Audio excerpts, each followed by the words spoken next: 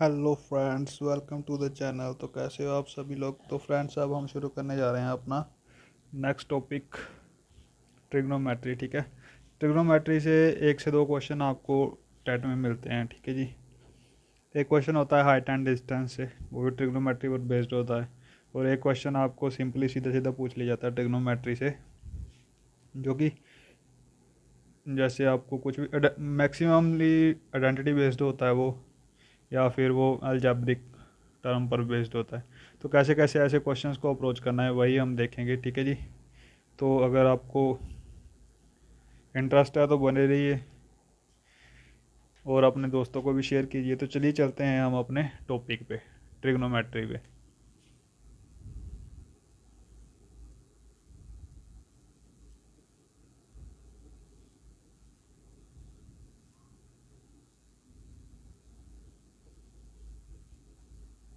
देखो, ट्रिग्नोमेट्री का मैं अभी ये तो आपको समझाऊंगा नहीं कि ये इसका बताऊंगा नहीं कि ट्रिग्नोमेट्री क्या है या इसका मतलब क्या है, यूज़ क्या है। ठीक है। मैं बेसिक से रेशो से शुरू करूंगा। ट्रिग्नोमेट्री की रेशो क्या क्या होती हैं वही आपको याद रखनी है, और वही एग्ज़ाम में आपसे पूछी जाती हैं। ठीक है जी। फर्स्ट ऑफ ऑल तो आपको ग्राफ से याद होना चाहिए कि, ठीक है, सीधी बनाते हैं थोड़ी सी सो दैट आपको अच्छा लगे। फिर से नहीं बनी, फिर से बनाएंगे। ठीक है। तो इस टाइप से कुछ, ठीक है जी। होता क्या है कि अगर मैं इसको मान लेता हूँ x y, x dash and y dash. होता क्या है, अगर मेरे पास ट्रिग्नोमेट्री में हम मानते हैं कि अगर यहाँ पे फर्स्ट क्वाड्रेंट में कुछ है, या यहाँ पे होता है ऑल, ठीक है, एस वाले यहाँ पे, ठीक है, साइन वाला, या और यहाँ पे टैन कोट, और यहाँ पे कोस और कोसेक, साइन और सेक यहाँ पे, साइन और कोसेक ऊपर। ठीक है। तो कैसे ये रेशो बनी, कैसे ये पॉजिटिव आया, कैसे ये नेगेटिव आया। मान लो मैं यहाँ पे एक लाइन ड्रॉ करता हूँ। ठीक है जी। कुछ ऐसे आएगी। यहाँ पे एक लाइन इस साइड को ड्रॉ कर ली, एक इस साइड को, और एक यहाँ, जैसे मैंने ऐसे चार लाइन्स ड्रॉ कर ली। ठीक है जी। तो फर्स्ट में सभी पॉजिटिव क्यों होते हैं, क्योंकि अगर मेरे को पता है कि ये आ रहा है हमारे पास एच, इसको मैं परपेंडिकुलर मान लेता हूँ, ये ऊपर को जा रहा है, और ये आ रहा है बेस इस साइड को यहाँ तक। ठीक है। तो फर्स्ट केस में क्या होता है, अगर मैं साइन का निकालूंगा तो वो आएगा perpendicular over base, perpendicular over hypotenuse. ठीक है। तो यहाँ पे परपेंडिकुलर भी पॉजिटिव है और एच भी पॉजिटिव है, इसलिए साइन पॉजिटिव आ रहा है। सेकंड केस में अगर मैं यहाँ से कोस निकालूंगा तो कितना आएगा, बेस ऑन हाइपोटेनस। तो ये भी पॉजिटिव आ गया। अगर मैं यहाँ पे टैन निकालूंगा तो वो कितना आएगा, परपेंडिकुलर ओवर बेस। तो इस केस में दोनों आ गए हमारे पास, मतलब तीनों के तीनों आ गए पॉजिटिव। इनके इनवर्स रेशो अपने आप पॉजिटिव आ जाएंगे। ठीक है। अब सेकंड में क्या होता है कि अगर मैं इस क्वाड्रेंट में चला जाता हूँ, ठीक है, तो यहाँ पे बी क्या होगा, नेगेटिव हो जाएगा। बी नेगेटिव, क्योंकि एक्स इस साइड को पॉजिटिव होता है और इस साइड को नेगेटिव होता है, बाई इस साइड को पॉजिटिव होता है, इस साइड को नेगेटिव होता है। तो अगर मैं वहाँ से उठ के इस साइड को आऊँगा तो मेरे पास साइन का क्या रेशो आएगा। अगर मैं यहाँ से सेकंड क्वाड्रेंट में सेकंड केस में साइन निकालूंगा तो कितना आएगा, सेम आ जाएगा, पी पोन एच, इसको एच मान लूँगा, है ना। तो साइन कितना आ जाएगा, पी वाई एच। ठीक है। और कोस कितना आ जाएगा, कोस होता है बेस, बेस कितना है, माइनस बी। ठीक है। और एच हाइपोटेनस। ठीक है। तो ऐसे मतलब ये मेथड है कि ये कैसे नेगेटिव आता है, कैसे पॉजिटिव आता है, सेकंड क्वाड्रेंट में कैसे थर्ड क्वाड्रेंट में नेगेटिव आता है या थर्ड क्वाड्रेंट में पॉजिटिव आता है। बेसिक ये है इसके पीछे का लॉजिक। ठीक है। होप सो आपको क्लियर हो रहा होगा। तो टेन कैसे आएगा इसमें, माइनस पी बाय बी। ठीक है जी। तो ये भी नेगेटिव आ गया, इसीलिए कि यहाँ पे टैन और कोस दोनों, यहाँ पे टैन एंड कोस, ठीक है, नेगेटिव होते हैं।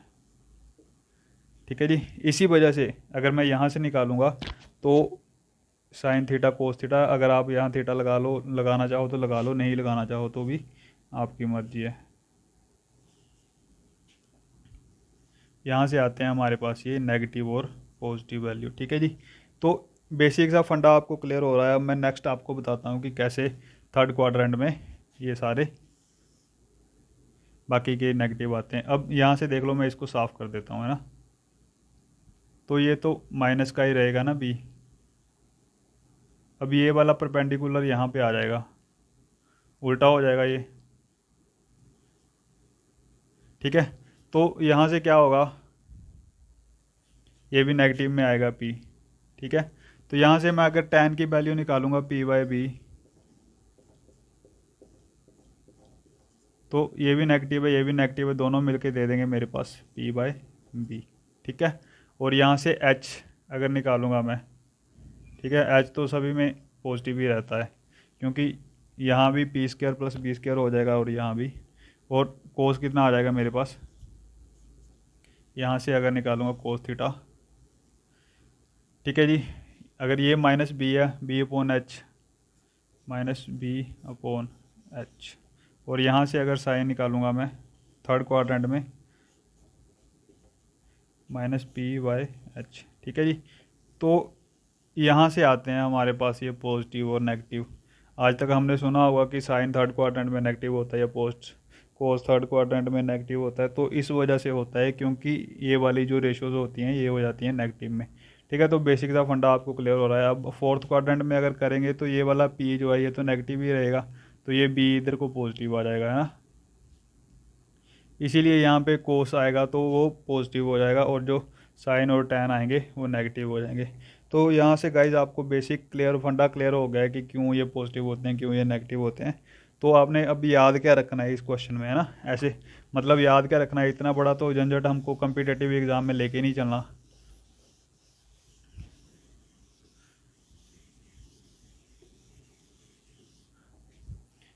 आपको यहाँ से याद रखना है, जैसे फर्स्ट क्वाड्रेंट में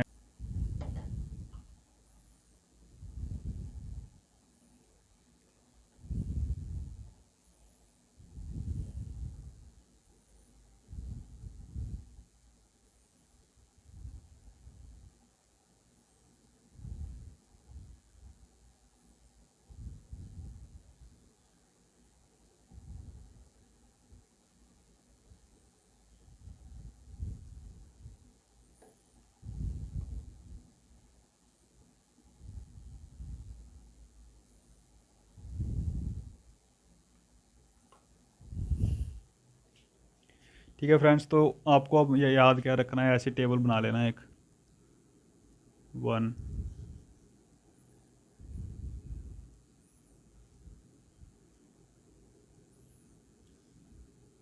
2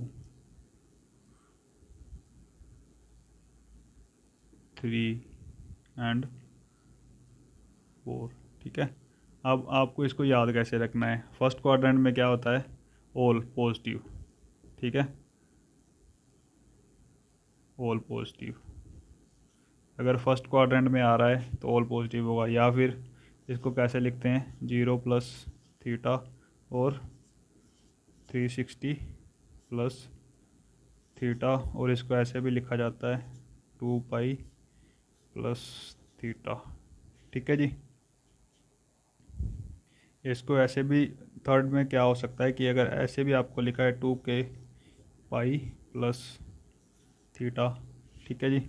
तो ये थीटा है सारा, ऐसे आपको लिखा आएगा। अगर उसमें लिखा हुआ कुछ भी मिलेगा 0 degree plus theta 360 plus theta, ठीक है, तो आपने ऐसे लिखना है उसको, ठीक है जी।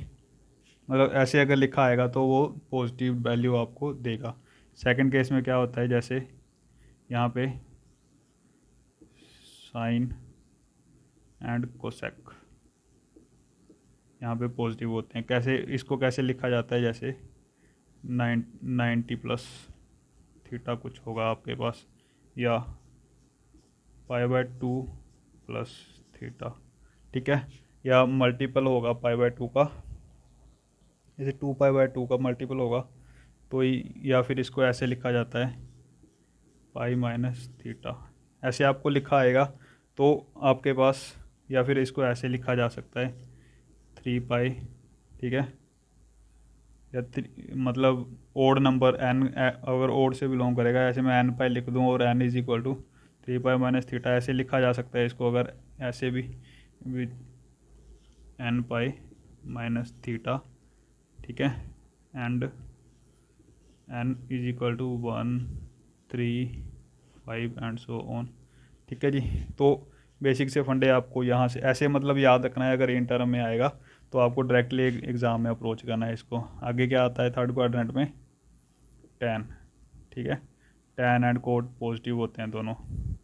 तो इस केस में कैसे लिखा जाता है इसको, ठीक है, अगर टैन पाई प्लस थीटा, ठीक है, या n pi plus theta where n is equal to 1, 3, 5 and so on, ठीक है, या फिर मतलब 270 माइनस थीटा आपको लिखा हो तब भी वो सेकंड क्वाड्रेंट में, थर्ड क्वाड्रेंट में आएगा, ठीक है जी। तो यहाँ से वैल्यूज़ आपको, ये वैल्यूज़ आपको बताती हैं कि कैसे कैसे क्या क्या चीज़ थर्ड क्वाड्रेंट में आएगी या क्या क्या चीज़ फोर्थ क्वाड्रेंट में आएगी। और फोर्थ में कोस एंड सेक पॉजिटिव होते हैं, ठीक है। तो कैसे लिखे होते हैं ये, जैसे 2 पाई माइनस थीटा, ठीक है, 0 डिग्री माइनस थीटा। आपको इतना सब कुछ झंझट याद रखना, वैसे अगर रखना हो तो आप रख लो, वैसे मैं आपको बेसिकली बता दूं कि अगर सेकंड क्वाड्रेंट में जाना है तो आपको ऐसे ही, अगर सेकंड क्वाड्रेंट में आपको जाना होगा तो आप 90 प्लस थीटा ही करके जाओगे, ठीक है जी। या आप 360 मतलब फर्स्ट सेकंड क्वाड्रेंट में 90 प्लस थीटा करके जाओगे, या 180 से पीछे को आओगे। तो यहाँ से आपको याद करने के लिए इसलिए ईजी हो जाता है क्योंकि यहाँ से आप वैल्यू देख के पहचान सकते हो कि किसके आसपास वैल्यू आ रही है, ठीक है। बेसिकली ये चीज़ें आपको प्रैक्टिस से, अगर जैसे जैसे आप प्रैक्टिस करोगे तो और ज़्यादा आपको आती जाएंगी, ठीक है जी। तो यहाँ तक हो गया मेरे हिसाब से आपको क्लियर, ठीक है। किस किस क्वाड्रेंट में, ये मतलब मैंने वो लिखे हैं जो पॉजिटिव हैं, बाकी सारे इस अगर सेकंड क्वाड्रेंट में साइन एंड कोसेक जो होता है वो पॉजिटिव होता है, बाकी सारे नेगेटिव होते हैं। और थर्ड क्वाड्रेंट में टैन एंड कोट पॉजिटिव होता है, बाकी सारे नेगेटिव होते हैं। फोर्थ क्वाड्रेंट में कोसेक एंड सेक नेगेटिव होता है, पॉजिटिव होता है, बाकी सारे नेगेटिव होते हैं। चलिए चलते हैं अब आगे। इसकी बेसिक रेशो जो आपको याद रखनी है, ठीक है, वो मैं अभी आपको लिख देता हूँ टेबल। यहाँ पे थीटा इस साइड को, ठीक है जी, पहले 0 डिग्री, 30 डिग्री, ठीक है, और 45 degree and 60 degree and 90 degree, ठीक है।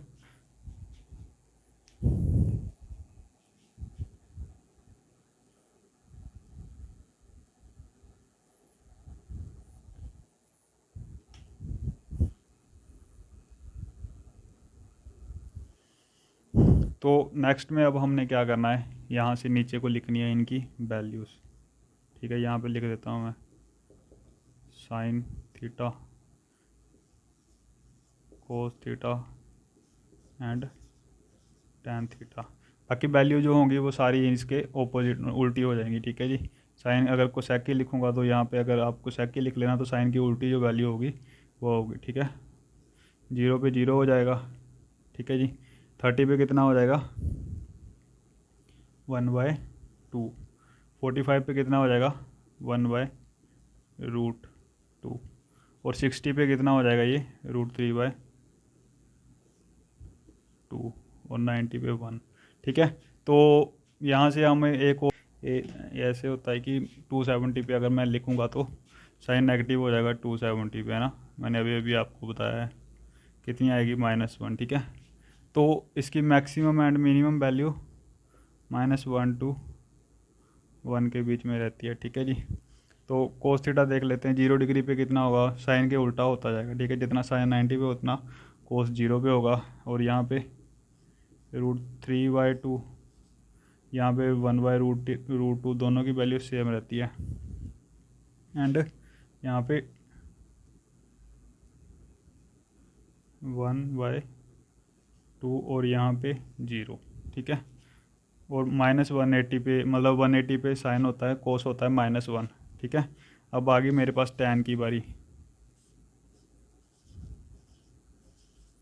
ठीक है जी। टाइन टैन थीटा 0 डिग्री पे होता है 0, और यहाँ पे कितना होता है 30 डिग्री पे कितना होता है। अगर मैं टैन का फॉर्मूला लगा के करूँगा तो मेरे पास आएगा 1/√3। मैं ये ऊपर से ही निकाल सकता हूँ।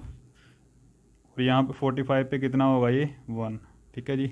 और यहाँ पे कितना होगा 60 डिग्री पे √3, और 90 डिग्री पे इनडिटर्मिन, या आप इसको इनफाइनाइट भी बोल सकते हो, ठीक है जी। तो बाकी जो रेशोज़ होंगी सारी इसकी उल्टी हो जाएंगी। तो मैंने यहाँ तक लिख दिया है, बाकी उल्टी करके रेशोज़ इसको लिखनी होगी तो आप खुद से लिख लेना, क्योंकि वीडियो बहुत बड़ी हो जाती है और नॉलेज कम मिल पाती है। तो ज़्यादा से ज़्यादा नॉलेज कम से कम वीडियो में मैं आपको दूँ, यही मेरा ध्येय है। तो चलिए, ये भी बेसिक सी आइडेंटिटीज़ आपको होगी क्लियर। तो आगे अब हम चलते हैं।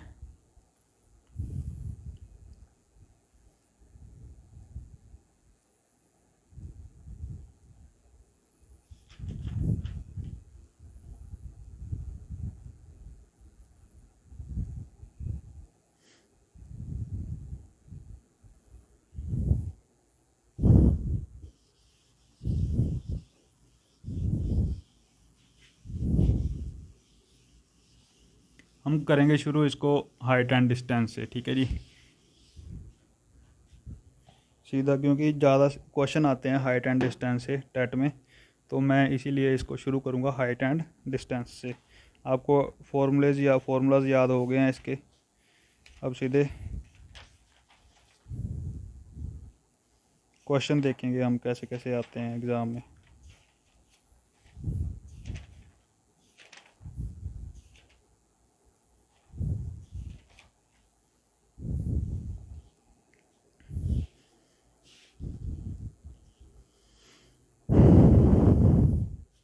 तो आपको अब याद क्या रखना है, कैसे आप विद इन सेकेंड एग्ज़ाम में अप्रोच करोगे, मैं वही चीज़ बताऊंगा। बेस्ट एवर मेथड होगा ये, ठीक है जी। आपने पहले, मेरे हिसाब से तो मेरे को नहीं लगता आपने ऐसे, मैं एक ट्रायंगल बनाऊंगा, ठीक है जी, ऐसे कुछ, ठीक है।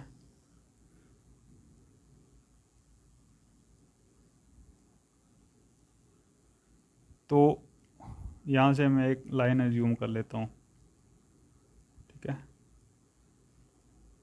ए बी एंड सी। पहले तो सबसे पहले आपको angle of elevation and angle of depression में मतलब जो भी फ़र्क होता है वो आपको पता होना चाहिए, डिफरेंस पता होना चाहिए basically angle of elevation and angle of depression में। तो होता क्या है, जो मैं यहाँ से ऊपर की तरफ देख रहा हूँ, है ना, मतलब मैं यहाँ पे खड़ा हूँ इस पॉइंट पे, और मैं वहाँ से यहाँ से ए पॉइंट को ऑब्जर्व कर रहा हूँ। तो मेरा और जो इस लाइन का, ठीक है, एंगल बन रहा है, उसको बोलते हैं एंगल ऑफ एलिवेशन, ठीक है जी। इस एंगल को आप चाहें तो इस चीज़ को नोट कर लें, अदरवाइज़ आप अगर नहीं भी करेंगे वो आपकी मर्ज़ी है, मैं फोर्स तो कर नहीं सकता, ठीक है। तो सेकंड केस में क्या होता है, जो ऊपर से यहाँ से एंगल ऑफ डिप्रेशन, ठीक है, ये वाला जो एंगल होता है इसको बोलते हैं एंगल ऑफ डिप्रेशन, मतलब गड्ढे में गिरने वाला एंगल। जैसे मैं अब यहाँ पे ऊपर मान लो ए पॉइंट पे खड़ा हूँ, तो मैं ऐसे नीचे को देख रहा हूँ, ठीक है। तो मेरा और जो ये पैरेलल सरफेस का, इस वाली सरफेस का ये जो एंगल बनता है इसको बोलते हैं एंगल ऑफ डिप्रेशन, ठीक है जी। तो यहाँ तक angle of depression and angle of elevation मेरे हिसाब से तो आपको क्लियर हो गया होगा। इसको बोलते हैं एंगल ऑफ एलिवेशन।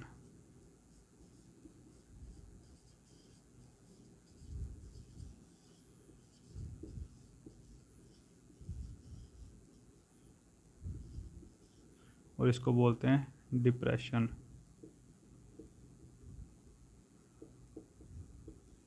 ठीक है जी। हिंदी में क्या बोलते हैं वो मेरे को नहीं पता, आप देख लेना। तो ये दो बेसिक चीज़ें आपको होगी क्लियर। अब नेक्स्ट चलते हैं कि कैसे इनसे रिलेटेड क्वेश्चन आते हैं, आपको कैसे कैसे याद रखना है। जैसे मान लीजिए हम इसको रेशो पे याद रखेंगे, हमें एंगल ऑफ एलिवेशन और एंगल ऑफ डिप्रेशन अगर दिया है तो दोनों इक्वल ही होते हैं हमेशा, ठीक है। Angle of elevation is always equal to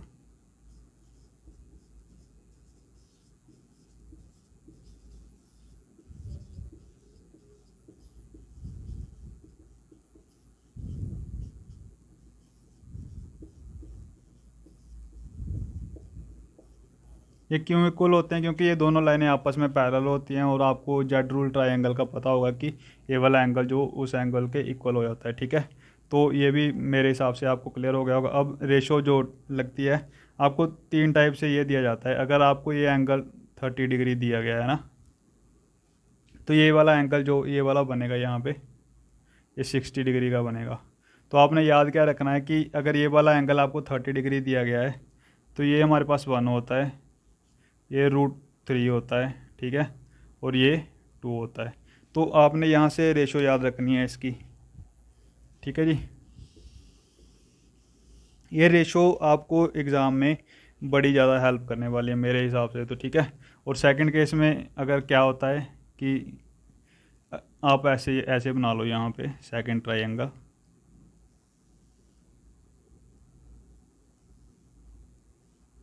ठीक है।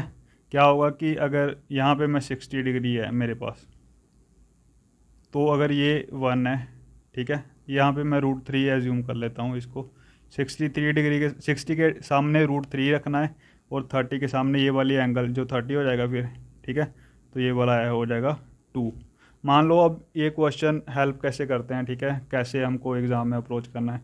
मान लो यहाँ से हमें दे दिया कि एंगल बना रहा है, एंगल ऑफ एलिवेशन दे दिया हमें 60 डिग्री है, ठीक है, और बोल दिया कि पोल, ठीक है, पोल या बिल्डिंग और पर्सन के बीच की डिस्टेंस 10 मीटर है, ठीक है। तो हमसे पूछ लिया कि उसकी हाइट कितनी होगी, तो उसकी हाइट हो जाएगी 10√3। सीधा यहाँ से कोई फॉर्मूला नहीं लगाना, कोई कुछ नहीं करना, आपको सिर्फ इतना याद रखना है, ठीक है। थर्ड केस पे चलते हैं। अब क्या होता है अगर 45 डिग्री हो। ये 3 ही एंगल आपको मोस्ट प्रोबेबली एग्ज़ाम में दिए जाएंगे, ठीक है। थर्ड देख लेते हैं अब।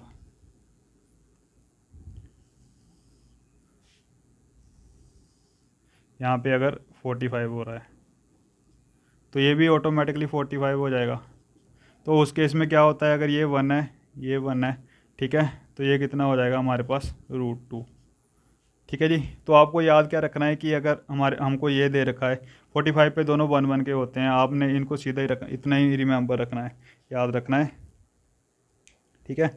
नेक्स्ट केस क्या होता है कि मान लो यहाँ से ये वाला पोल है, ठीक है, ऐसे दिया जाता है,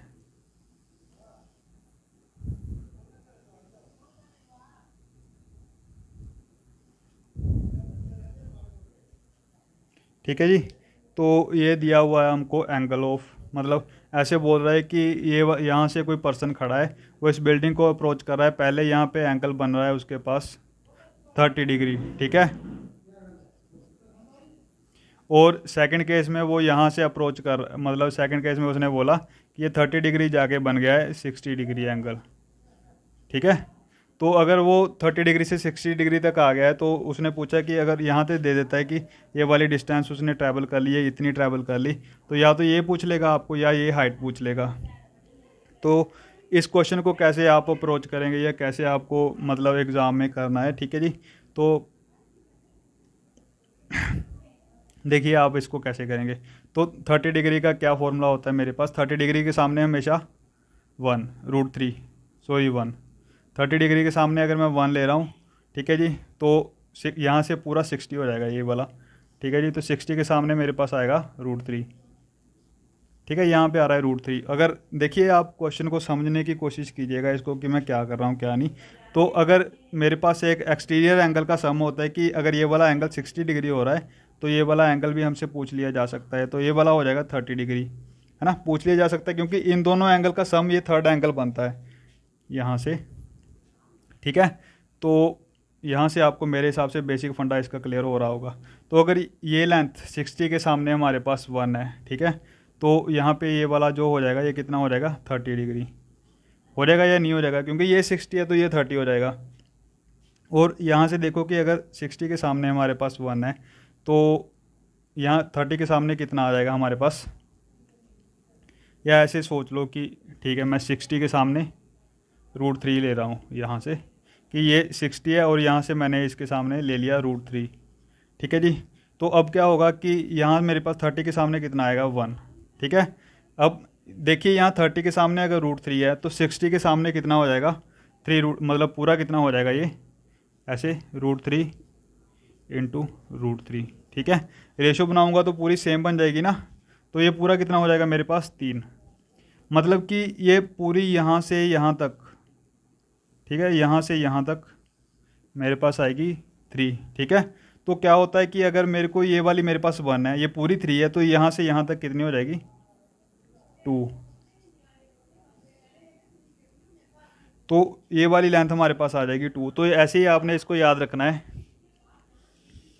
ठीक है। ये पूरी होती है 2 और वो होती है, ये अगर मैं 6 यहाँ से 60 के सामने मैंने √3 एज्यूम किया है, तो ये √3 है, ये 1 है। तो ये वाली लेंथ अगर ये भी पूछ सकता है हमसे कि ये कितनी है, ठीक है, ये 2 होगी। अगर पूरी पूछ लेगा तो कितनी होगी 3 और 3 9 और 3 12, √12 हो जाएगी ये वाली, ठीक है। या इसको 2√3 भी लिख सकते हैं।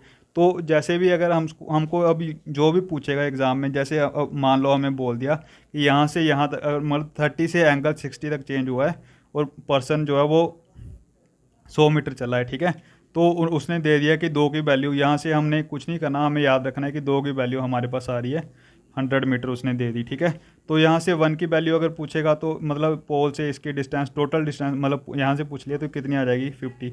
अगर इस पॉइंट से इस पॉइंट तक की डिस्टेंस पूछ लेगा टोटल, तो हम बता देंगे कितनी हो जाएगी 150। और अगर हमसे पोल की हाइट पूछ लेगा तो कितनी हो जाएगी √3 × 50, ठीक है जी। क्योंकि 2 की वैल्यू 100 है तो 1 की वैल्यू इतनी हो जाएगी, तो 50 √3 हमारे पास हाइट हो जाएगी इसकी। तो बेसिक सा फंडा, बेसिक सा कॉन्सेप्ट आपको क्लियर हो रहा है कि आपने कैसे कैसे क्वेश्चंस को एग्ज़ाम में अप्रोच करना है। चलिए मैं ऊपर वाले क्वेश्चंस को साफ़ कर देता हूँ, यहाँ को, इनको।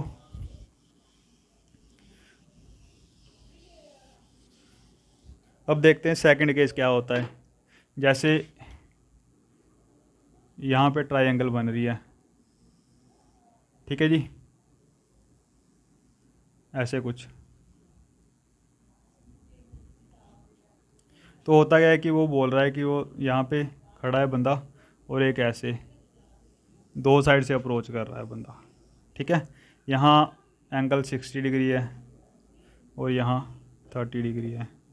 ऐसे मैंने एज्यूम किया है एंगल यही होगा, या तो 30-60 होगा या 45 कुछ 60 होगा।